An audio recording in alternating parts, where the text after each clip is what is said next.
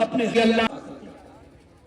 میری پیاری ماں بہنوں، اگر آپ کو پردے کا حکم ملا ہے اسی شرمگاہ کی حفاظت کے لیے ملا ہے. اگر آپ کو یہ حکم دیا گیا ہے کہ بغیر محرم کے سفر مت کرو تو اسی شرمگاہ کی حفاظت کے لیے ملا ہے. اگر بھابھی سے کہا گیا کہ دیور کے ساتھ تنہائی نہ اختیار کرے تو اسی شرمگاہ کی حفاظت کے لیے حکم ملا ہے. اگر سالی سے کہا گیا کہ جیجا کے ساتھ تنہائی اختیار نہ کرے تو اسی شرمگاہ کی حفاظت کے لیے حکم ملا ہے. والذین هم لفروجهم حافظون، کامیاب ہیں وہ لوگ جو اپنی شرمگاہ کی حفاظت کرتے ہیں. الا علی ازواجہم او ما ملکت ایمانہم، ہاں اپنی بیوی کے ساتھ اپنی خواہش پوری کر سکتے ہیں. اور پہلے کے زمانے میں جب غلامی چلتی تھی، غلام ہوتے تھے، لونڈی ہوتی تھی، تو لونڈی کے ساتھ بھی تعلقات بنانا جائز تھا. اب وہ دور ختم، لہذا اس پر بات نہیں کرنا ہے. فمن ابتغى وراء ذلك فاولئک هم العادون، جو حرام طریقے سے اپنی یہ خواہش پوری کرے گا اللہ تعالیٰ کو بات نہیں. اب یہاں ایک مسئلہ اور یاد آتا ہے. ایک انسان شادی شدہ ہے، بیوی کے ساتھ رہتا ہے، بیوی کا حق ادا کرتا ہے، بچوں کا حق ادا کرتا ہے، اس پر بھی اس کو ثواب ملے گا. اللہ کے نبی نے فرمایا تم اپنی بیوی کو جو لقمہ کھلاتے ہو اس پر بھی تم کو ثواب ملے گا. لہذا میرے بھائیوں، اپنی بیویوں کے لیے لائل بنو، اپنی بیویوں کے لیے وفادار بنو، اپنی بیویوں کے ساتھ کبھی غداری نہ کرنا. کوئی عورت اپنے شوہر کے ساتھ بے وفائی نہ کرے، کوئی مرد اپنی بیوی کے ساتھ بے وفائی نہ کرے. اپنے جوڑے کے لیے، اپنے شوہر کے لیے، اپنی بیوی کے لیے لائل بنو، وفادار بنو، اور کہیں اور منہ مارنے کی کوشش مت کرو. قرآن کہتا ہے اگر کوئی اور ناجائز طریقہ اپنائے گا وہ اللہ تعالیٰ کے یہاں مجرم مانا جائے گا. 5 چیزیں ہوگی، 3 چیزیں اور بیان کرنی ہیں. اس کے بعد 5-10 منٹ میں تھوڑا سا آپ حضرات سے گزارش کروں گا کہ اس مدرسے کے لیے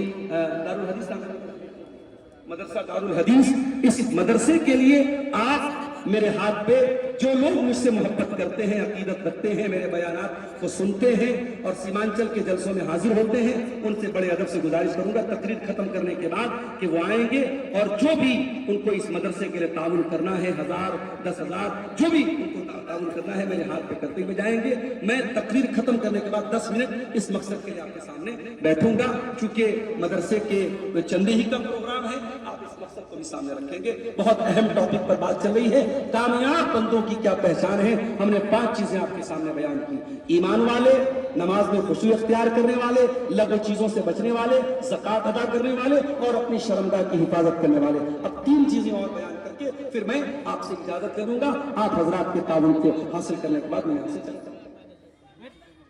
والذین هم لاماناتہم، اور کامیاب ہیں وہ لوگ جو امانت میں خیانت نہیں کرتے. امانت کا کیا مطلب ہے؟ عبدالغفار صاحب نے آپ سے 1 لاکھ روپیہ آپ نے ان کو دیا کہ مولانا صاحب آپ بڑے اچھے آدمی ہیں، 1 لاکھ روپیہ لے لیجیے اور میں 1 مہینے کے بعد آپ سے واپس لے لوں گا. اور 1 مہینے کے بعد آپ میرے پاس آئے، شیخ صاحب 1 لاکھ روپیہ میں نے آپ کو دیا تھا، مجھے واپس کیجیے. میں کہوں گا ارے یار کیا بتاؤں، بڑی مصیبت آ گئی تھی، میں نے 1 لاکھ روپیہ خرچ کر دیا. یہ امانت میں خیانت ہوتی ہے.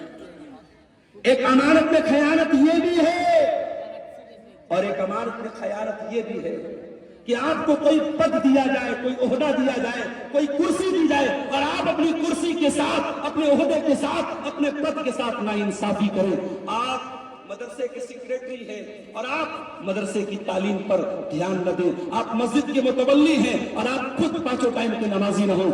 آپ کسی چیز کے ذمہ دار ہیں اور آپ اس کی ذمہ داری کو ادا نہ کریں تو یہ بھی میرے پیارے ساتھی امانت ہے.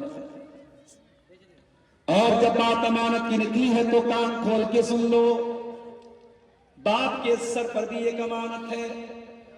اگر آپ باپ ہیں، آپ کے بچے اور بچیاں ہیں تو آپ کو اپنے بچوں کے بارے میں بھی حساب دینا پڑے گا.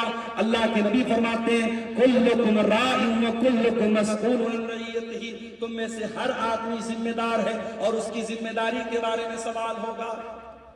اے میری پیاری ماں اور بہنوں، اگر اللہ نے آپ کو ماں بنایا ہے، ماں بننا بہت سوبھاگیہ کی بات ہے، بہت شرف کی بات ہے، بہت خوش قسمتی کی بات ہے. لیکن اگر اللہ نے آپ کو ماں بنایا ہے تو یہ بچیاں جو آپ کے گھر میں رہتی ہیں، یہ بچیاں بھی آپ کے سر پہ امانت ہیں. اور اللہ پوچھے گا تو نے اپنی بچیوں کی تربیت کیسے کی تھی؟ جلسے میں آ رہی ہیں آپ کی جوان بیٹی بھی آپ کے ساتھ آ رہی ہے، آپ نے اپنی بیٹی کو ایک بار بھی نہیں بولا اے میری بیٹی تو جوان ہو چکی ہے، تو جلسے میں جا رہی ہے، تجھے پردہ کرنا چاہیے، تجھے اپنا چہرہ ڈھانپ کے چلنا چاہیے. آپ نے اپنی بیٹی کو پردہ نہیں کرایا. آپ نے اپنی بیٹی کو میک اپ کرا کے، سجا کر کے، سوار کے، سب کے سامنے اوپن کر کے آپ اگر جلسے میں لے کے آ رہی ہیں، شادی میں لے کے جا رہی ہیں، کہیں پروگرام میں لے کے جا رہی ہیں، تو کان کھول کے سن لو میری پیاری ماں بہنوں، آپ بھی امانت میں خیانت کر رہے ہو.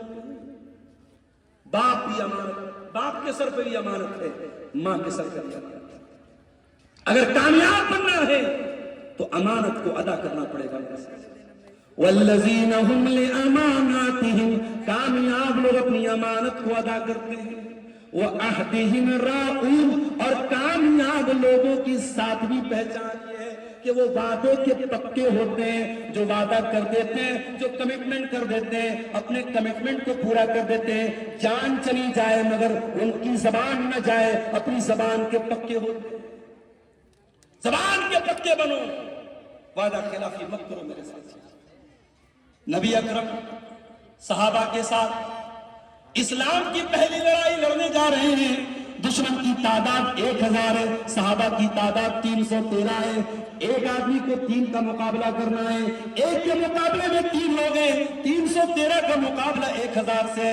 اللہ کے نبی بڑی ٹینشن میں، بڑی چنتا میں، اللہ سے دعا کرتے ہیں اللہم ان تولک ہذہ العصابۃ لن تعبد فی الارض. اے اللہ اگر یہ مٹھی پر مسلمان ہلاک ہو گئے، یہ 313 اگر ہلاک ہو گئے، اے اللہ پھر روئے زمین پر تیرا نام لینے والا کوئی نہیں ہوگا، تیرا کلمہ پڑھنے والا کوئی نہیں ہوگا. نبی دعا کر رہے ہیں، نبی اللہ سے مدد مانگ رہے ہیں.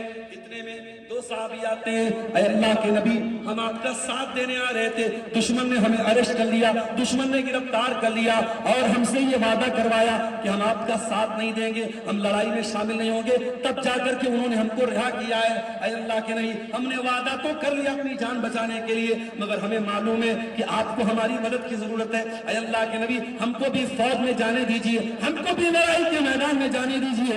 نبی نے فرمایا نہیں نہیں، ہمیں وعدہ خلافی کرنے والے لوگ نہیں ہیں. انصرفا، اے میرے دونوں صحابی تم واپس چلے جاؤ، ہم وعدہ نہیں توڑ سکتے. اللہ، جنگ کے میدان میں بھی نبی نے وعدہ نہیں توڑا. لہذا جو یہ کہتا ہے کہ جنگ کے میدان میں سب جائز ہے، everything is fair in love and war، پیار اور جنگ میں سب جائز ہے، وہ دنیا کا کوئی بہت بڑا بے وقوف انسان تھا. اسلام میں نہ پیار میں سب جائز ہے، نہ جنگ میں سب جائز ہے. جنگ کے میدان میں بھی آپ کو اس بات کی اجازت نہیں ہے کہ آپ وعدہ کریں. والذین هم لاماناتهم وعہدہم راعون، کامیاب ہے وہ لوگ جو امانت کو ادا کرتے ہیں اور اپنے وعدے کو نبھاتے ہیں. 7 چیزیں ہوں.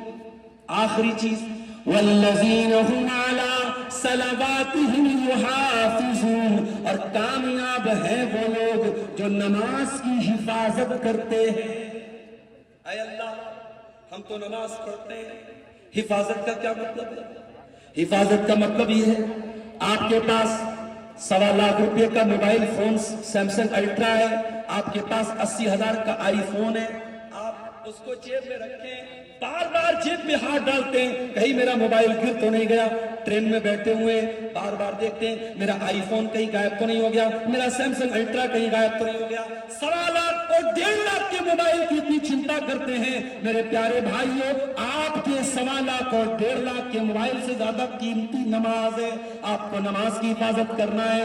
فجر کی اذان ہو رہی ہے، 4:30 بجے، 4:45 بجے مؤذن اذان دے رہا ہے، الصلاۃ خیر من النوم. آپ منصاحی کے جلسے میں، دلال پور کے جلسے میں گئے، رات کو 2 بجے تک آپ جاگے ہیں، لیکن 4:45 بجے اگر فجر کی اذان ہو رہی ہے اور مؤذن کہہ رہا ہے نماز نیند سے بہتر ہے، تو آپ کو اپنا بستر چھوڑ کے مسجد میں جانا ہے. آپ دکان پہ بیٹھے، کسٹمر پر کسٹمر آ رہا ہے، ظہر کی اذان ہو رہی ہے، مؤذن کہتا ہے حی علی الصلاۃ حی علی الفلاح، آ جاؤ کامیابی کی طرف، آ جاؤ نماز کی طرف. آپ کو اپنی دکان بند کر کے مسجد کی طرف جانا ہے. والذین هم علی صلواتہم یحافظون، کامیاب اگر بننا ہے تو نماز کی حفاظت کرنی پڑے. نماز کبھی معاف نہیں ہوگی. میرے ساتھ میں بنارس میں تھا، وہاں پر بھی 5 ٹائم کی نماز فرض تھی. میں 600 کلومیٹر کا سفر کر کے کٹیہار منصائی کے علاقے میں آیا ہوں، اپنے شہر سے دور ہوں، اپنے اسٹیٹ سے دور ہوں، لیکن کیا میرے اوپر نماز معاف ہے؟ نہیں۔ ان الصلاۃ کانت علی المؤمنین کتابا موقوتا، نماز تو مجھے اپنے ٹائم پر پڑھنا ہے۔ ہاں، سفر کی حالت میں 4 رکعت والی نماز کو دو کر کے پڑھنا ہے۔ مغرب کے ساتھ میں عشاء کی نماز پڑھ سکتا ہوں، ظہر کے ساتھ میں عصر کی پڑھ سکتا ہوں، یہ سہولت تو دی گئی، مگر نماز میرے لیے معاف نہیں ہے۔ میرے پیارے ساتھیوں، نماز کی پابندی کرو، نماز کی حفاظت کرو۔ آج افسوس کی بات ہے، اتنے جلسے ہو رہے ہیں سیمانچل کٹیہار کا مسافر خانہ، ابھی پرسوں کسی نے بتایا مسافر خانے میں وقتہ لوگ اور مقرر لوگ بھرے پڑے ہیں، کہیں منصائی میں جلسہ ہے، کہیں پرانپور میں جلسہ ہے، کہیں منیہاری میں پروگرام ہے، کہیں ادھر کٹیہار سائٹ میں پروگرام ہے۔ پروگراموں کی کمی نہیں ہے میرے ساتھ، کمی کس چیز کی ہے؟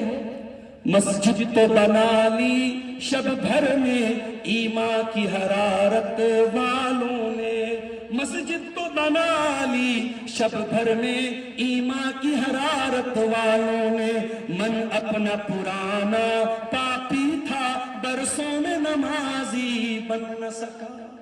نمازیوں کی کمی ہے میرے ساتھ۔ قرآن کہتا ہے نمازی مت بنو، کیا بنو؟ والذین هم علی صلواتہم یحافظون، نماز کی حفاظت کرنے والے بن جاؤ۔ نماز کی اتنی چنتا تمہیں ہو جائے کہ ایک ٹائم کی نماز بھی اگر چھوٹ جائے تو ایسا دل کو محسوس ہو کہ کچھ چھوٹ گیا، کچھ مس ہو گیا۔ یہ 8 چیزیں ہیں۔ اب یہ 8 چیزیں اگر آپ اپنے اندر پیدا کر لیں تو قرآن کی گارنٹی سن لو، یہ کسی مولانا کی گارنٹی نہیں ہے، یہ کسی وقتہ اور مقرر کی گارنٹی نہیں، یہ قرآن کریم کی گارنٹی ہے۔ اولئک هم الوارثون الذین یرثون الفردوس۔ یہ 8 چیزیں اگر آپ نے اپنے اندر پیدا کر لی تو آپ جنت الفردوس کے وارث بن جائیں گے۔ ہم فیہا خالدون، اور جنت میں ہمیشہ آپ رہیں گے۔